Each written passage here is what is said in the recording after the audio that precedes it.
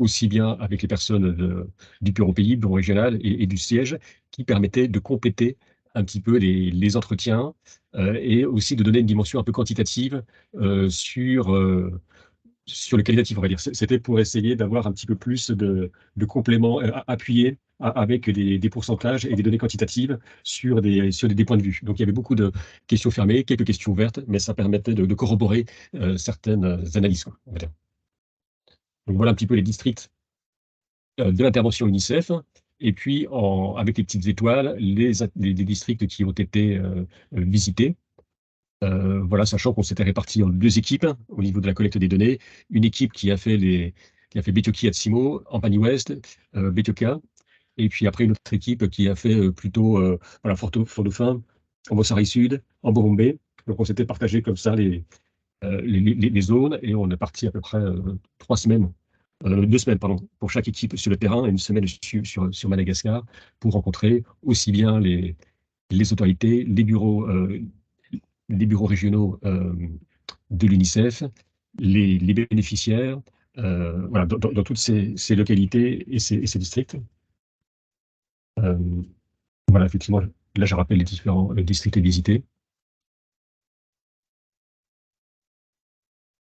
Donc, au niveau de la conclusion globale, euh, la réponse L2 a eu des effets positifs. Augmentation de la capacité d'intervention à travers les moyens humains, financiers et matériels, qui a permis à l'UNICEF de mieux répondre aux besoins humanitaires. Les résultats ont été atteints grâce aux moyens alloués sont positifs. Donc, ce qu'on a voulu dire, c'est que l'UNICEF intervenait déjà au préalable, mais que la L2 a permis de renforcer un petit peu l'intervention par rapport aux moyens financiers et humains. Voilà, ça c'est la conclusion globale.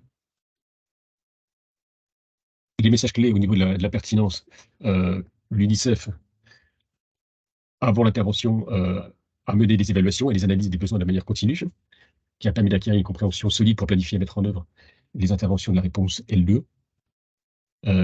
Mais c'est aussi des enquêtes qui ont été faites pendant la L2, qui a permis d'alimenter en permanence la stratégie d'intervention dans les différents secteurs, en particulier les secteurs nutrition et eau. Certaines interventions de la L2 ont donné la priorité aux adolescentes et aux femmes. C'est vrai que dans les différents secteurs, que ça soit aussi bien sûr nutrition, santé, par exemple, il y a eu des priorités au niveau adolescentes et femmes, mais on a pu remarquer qu'il n'y avait pas forcément eu de stratégie qui englobait la totalité des interventions au niveau du Nord. Voilà, c'était pas suffisamment stratégique et transversal.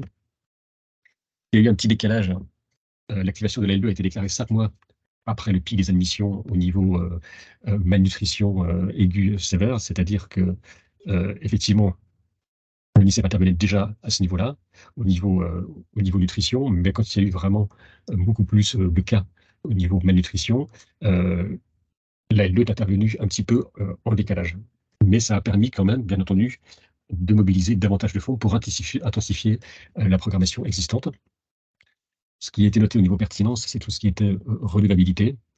C'est que les stratégies qui sont très importantes au niveau de l'UNICEF, au niveau des Nations Unies, sur tout ce qui est relevabilité, n'ont pas été suffisamment intégrées au niveau stratégique. De la même manière que le genre, il y a régulièrement, chaque secteur a pu prendre des informations au niveau des populations bénéficiaires, mais il n'y a pas eu forcément de vision globale sur cette dimension-là.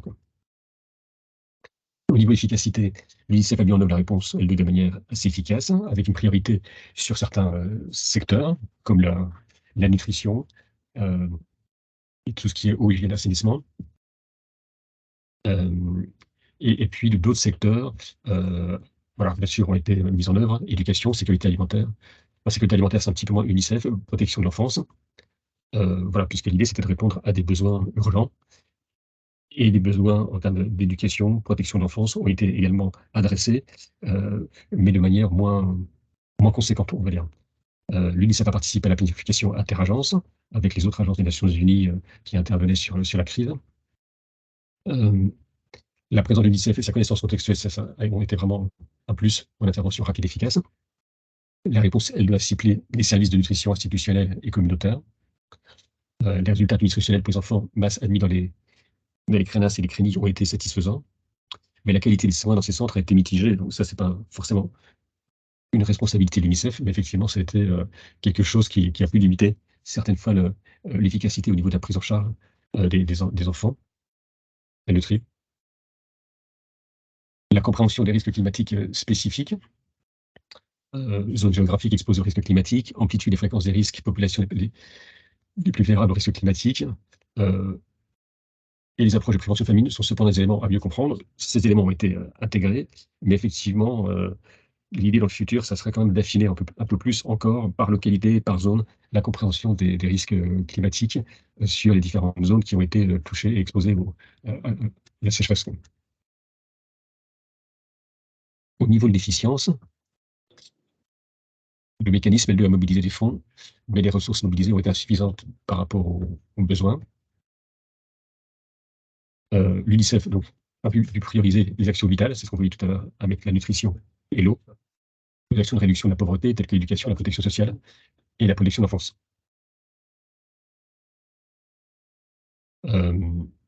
Voilà. Alors ensuite, il y avait aussi des questions sur tout ce qui était connectivité, durabilité et résilience, avec le lien entre l'humanitaire et le développement qui est au cœur de la stratégie. L2, c'est vrai que toute la stratégie qui a été développée et la stratégie qui suit la L2, il y a vraiment une réflexion importante qui a été faite sur le nexus et sur ce lien entre humanitaire et développement. Certains secteurs ont été plus actifs que d'autres, comme le secteur de l'eau, hygiène, assainissement, le secteur WASH, donc, dans l'élaboration d'actions en faveur de solutions durables.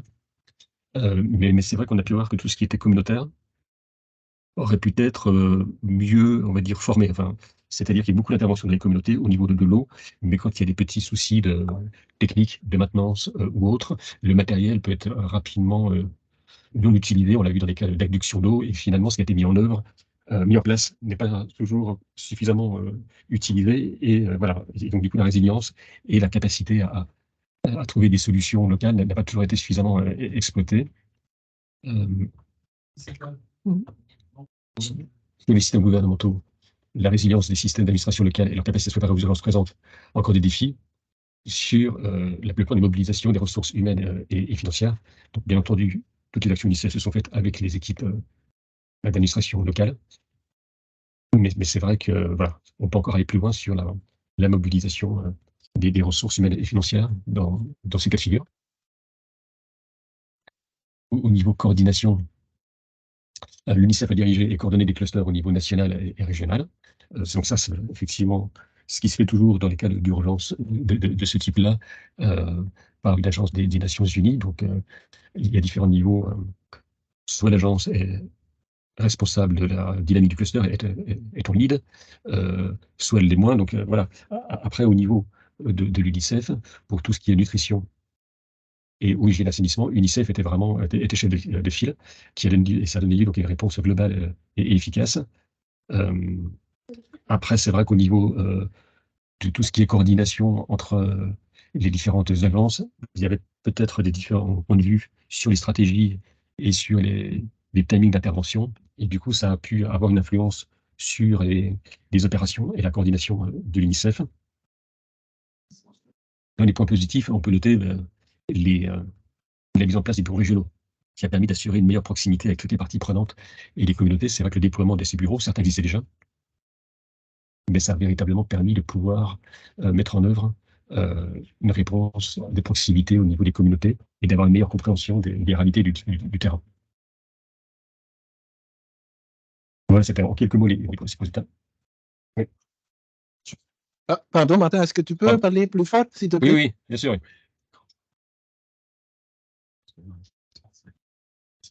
Alors, au niveau des recommandations, voilà, on a fait quelques recommandations.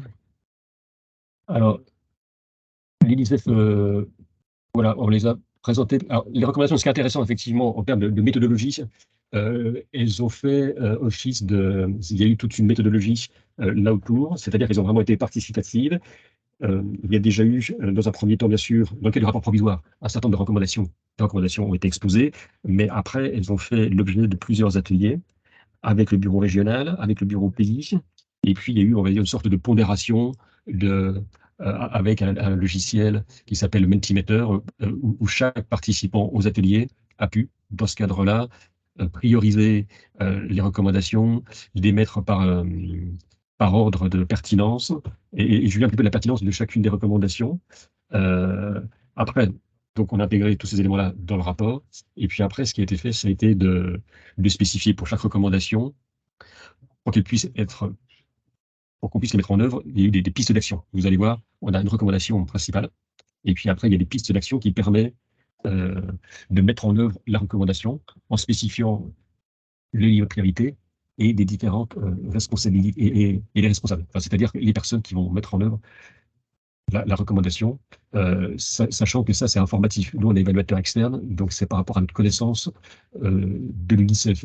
Ça, c'est des éléments qui peuvent être ajustés, bien entendu. Donc, la première, elle était assez stratégique euh, sur, sur tout ce qui était nutrition, en disant que voilà, l'UNICEF Madagascar devrait mettre en place des mesures spécifiques additionnelles pour prévenir et atténuer les conditions de quasi-famille, un IPC 4.5, enseignant sur la stratégie nutritionnelle de l'UNICEF 2020-2030 et sur les priorités stratégiques de l'UNICEF, la prévention et la réponse à la famine. Donc nous, ce qu'on a préconisé, c'est d'avoir des pistes d'action comme établir une feuille de route afin de mettre en œuvre les priorités stratégiques de l'UNICEF pour la prévention de la famine, renforcer les stratégies Nexus et de résilience sur les dimensions de résilience climatique tout au long de la préparation de la réponse et du rétablissement. Donc ça, c'est vraiment l'idée, c'est de mieux anticiper, de prévenir et atténuer, puisque c'est quand même malheureusement des cycles qui reviennent très régulièrement, que au niveau climatique, période de sécheresse, la fréquence est plus importante, les périodes de sécheresse sont plus longues, et donc effectivement, voilà, c'est renforcer ces stratégies de Nexus, c'est d'avoir une feuille de route, et puis c'est de continuer à renforcer la résilience des populations en les faisant davantage participer, en améliorant leur capacité d'adaptation. C'est vrai qu'on a vu aussi que l'application des communautés pouvait être encore améliorée, euh, et puis aussi, euh, voilà, avoir aussi d'autres approches dans d'autres domaines d'intervention que l'aide alimentaire, notamment par le biais d'interventions en eau, hygiène, assainissement, en santé. Hein. On l'a vu par exemple sur tout ce qui était des jardins communautaires qui étaient juste à côté des nouvelles adductions d'eau. Donc il y a eu un certain nombre de projets qui ont été faits, mais ça, il faut continuer à travailler là-dessus. Ça impacte sur la résilience des communautés en trouvant des solutions alternatives dans les périodes de sécheresse. Et puis ça impacte aussi sur la santé. Voilà. Donc ça, c'est important d'avoir d'autres approches, et pas que les approches autour de la nutrition et de l'accès à l'eau. Euh, sur les mécanismes d'alerte précoce, on peut encore aller un petit peu plus loin en allant plus loin sur l'analyse en temps réel, entre la collecte des données et la réponse, avoir quelque chose, avoir des systèmes d'information qui soient un peu plus encore synchronisés, euh, et avoir aussi identifier des indicateurs d'alerte plus précis en prenant en compte davantage les risques climatiques. La deuxième grosse recommandation, c'est sur tout ce qui est redevabilité. Comme on l'a vu dans les principaux résultats, on pourra aller, ça manque de redevabilité du niveau stratégique au niveau redevabilité. Donc là, effectivement, ça concerne l'ensemble du bureau pays, avec priorité assez urgente, où il s'agit de s'approprier et disséminer les directives de l'UNICEF sur tout ce qui est la comptabilité, donc redevabilité, ainsi que les engagements du IASC. Donc ça, c'est tout ce qui est tout ce qui existe au niveau interagence. Et puis voilà, de la même manière que la recommandation 1, l'idée c'est d'avoir une feuille de route pour que les différents piliers de la redevabilité soient mis en œuvre dans l'ensemble des secteurs d'intervention, donc qu'il y ait des boucles de rétroaction, mais que ça soit suivi d'actions, c'est-à-dire que les personnes, les communautés qui soient sollicitées, euh, une fois qu'elles donnent leur avis, qu'il y ait vraiment un suivi de leur retour sur les activités qui auraient pu être mises en œuvre. S'assurer aussi que les bénéficiaires participent de manière significative et soient inclus dans la prise de décision et la recherche de solutions. Donc, c'est vraiment l'idée d'améliorer le niveau de participation.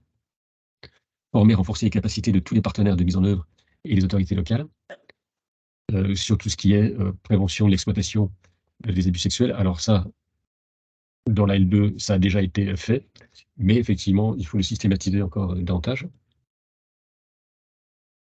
Sur la recommandation 3, c'est plutôt la dimension élaborer une stratégie multisectorielle et transversale, genre âge et handicap, sans situation d'urgence. Donc, là, effectivement, il y a certaines dimensions, on l'a vu avant, dans les résultats, c'est qu'au niveau du genre, du handicap, voilà, ça aurait pu être un peu plus, ça pourrait être plus intégré. Il y a eu, bien sûr, l'UNICEF a travaillé au niveau du genre, mais là, on peut aller un petit peu plus loin encore. On trouve qu'il pourrait y avoir dans les pistes d'action, effectuer une analyse détaillée du genre afin d'éclairer la conception et la mise en œuvre de programmes transformatifs genre. C'est-à-dire qu'il ne s'agit pas seulement de voir combien de femmes et d'hommes ont été touchés par le programme, mais d'avoir aussi toute cette dimension empowerment, notamment autour des femmes et des jeunes filles, pour qu'elles soient en meilleure position d'autonomie et de renforcer, on va dire, le rôle dans les interventions, qu'elles aient des rôles plus décisifs. Que le genre ne s'arrête pas seulement à la dimension données des agrégés, l'UNICEF le fait bien sûr avec des projets comme la santé et la nutrition qui touchent beaucoup les femmes, mais l'idée c'est que ça, voilà, que ça aille un petit peu plus loin, et donc c'est pour ça qu'il y a besoin d'analyse un petit peu détaillée sur où on en est par rapport au genre et l'UNICEF à Madagascar. Et puis bien sûr faire participer activement les adolescentes, les femmes et leurs organisations respectives à la conception et à la réalisation des programmes, donc dès le début de l'écriture et le développement des interventions. Ensuite, on a tout ce qui est forcément personnes handicapées. UNICEF, au niveau global, mondial, je dirais, est vraiment dans les agences des Nations Unies les plus précurseurs sur tout ce qui est question de handicap. Et donc, c'est vraiment important que l'UNICEF puisse aussi, à Madagascar, dans les prochaines L2, impliquer de manière significative les personnes handicapées, puisque c'est les personnes qui sont souvent les plus vulnérables, enfin pas les plus, mais parmi les plus vulnérables, hein, il y en a d'autres, mais en tout cas, ça en fait partie. Pour tout ce qui est initiative de résilience, préparation au changement climatique. Donc il y a tout un travail à faire là autour, hein, sensibiliser les acteurs gouvernementaux, il faut vraiment qu'ils aient des approches plus inclusives et participatives au niveau des personnes handicapées, et bien sûr avec leurs aidants. Au niveau de la recommandation numéro 4, c'est la dimension multisectorielle qui est mise en avant. Renforcer l'intervention multisectorielle en matière de préparation et de réponse aux situations d'urgence, de la conception et de la mise en œuvre des programmes et partenariats. Donc, c'est une recommandation assez importante également. L'idée, c'est vraiment d'avoir une planification commune. Elle a existé, mais on a pu observer que chaque secteur avait aussi son agenda, ce qui est normal, mais on peut encore aller plus loin dans l'approche un petit peu systémique de la réponse à travers la planification des différents secteurs. Voilà, pour avoir une réponse encore plus cohérente dans les différents secteurs, voilà, plus transversale au niveau de la planification, quoi. Voilà, et puis après, c'est vrai qu'il y a toute cette question de certains secteurs répondent plus à l'urgence, d'autres sont plus annexes, et donc à la fin, on a eu des secteurs, par exemple comme le secteur de l'éducation, qui a reçu moins de fonds. Alors après, effectivement, ça dépend des montants qui ont été reçus par rapport aux montants qui ont été sollicités également, mais c'est vrai qu'il y a eu certains secteurs, comme l'éducation, qui ont pu être un petit peu en recul par rapport aux besoins. Donc l'idée, c'est d'avoir une approche qui est plus, on va dire, qui répartit mieux entre les différents secteurs, tout en sachant qu'effectivement, il y a des secteurs qui sont plus demandeurs dans des cas d'urgence, comme la nutrition et l'eau, hygiène, assainissement, quand même.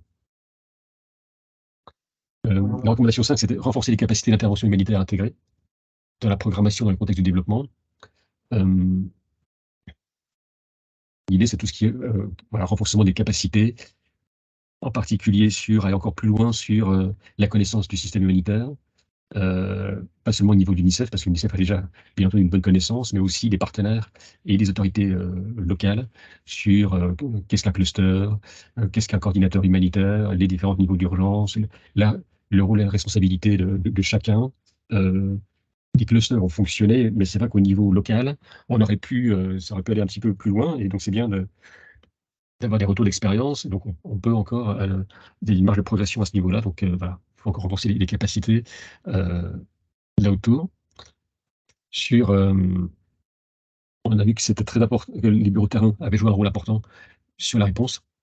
Les bureaux, on va dire, bureaux de terrain, bureaux qui étaient vraiment plus près de l'intervention, là, dans le sud.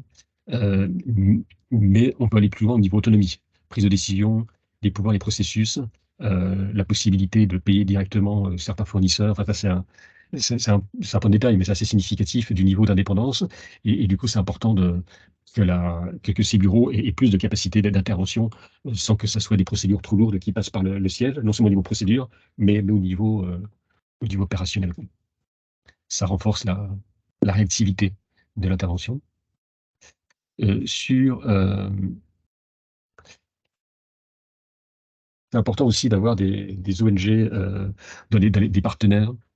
Il y a beaucoup de structures qui étaient déjà avec l'UNICEF avant la L2, et la L2 a permis de renforcer un petit peu les moyens. Dans un cas d'urgence humanitaire et sanitaire comme la L2, je trouve que c'est important aussi d'avoir des partenaires un peu plus stratégiques, des ONG internationales, par exemple, qui ont des grosses capacités et expériences dans des contextes similaires où il faut mobiliser des moyens humains, matériels, en quelques jours.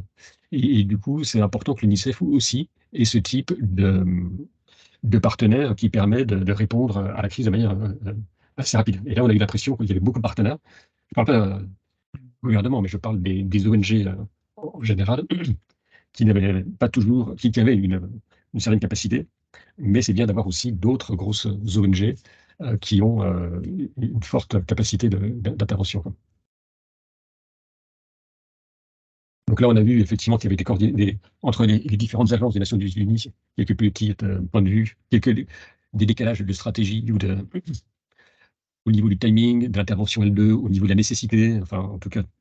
Donc là, effectivement, c'est intéressant et c'est important d'aller plus loin dans l'approche coordonnée et ce concept uni dans l'action, hein, c'est l'approche One UN. Enfin, c'est vraiment d'avoir le plus possible que les différentes agences des Nations Unies sur une crise comme celle-ci parlent d'une voix. Alors, on sait que c'est pas toujours évident. Il y a il y a différents enjeux stratégiques, financiers, mobilisation des fonds. Mais à la fin, il faut quand même essayer d'aller le plus possible dans le même sens. Ça a été le cas, mais bien entendu, ça pourrait être un petit peu, ça pourrait aller plus loin. Euh, voilà, en quelques mots, donc on a mis quelques pistes d'action là autour. Alors là, c'est vrai que c'est assez stratégique, hein, c'est pour ça qu'on a mis représentant pays adjoint.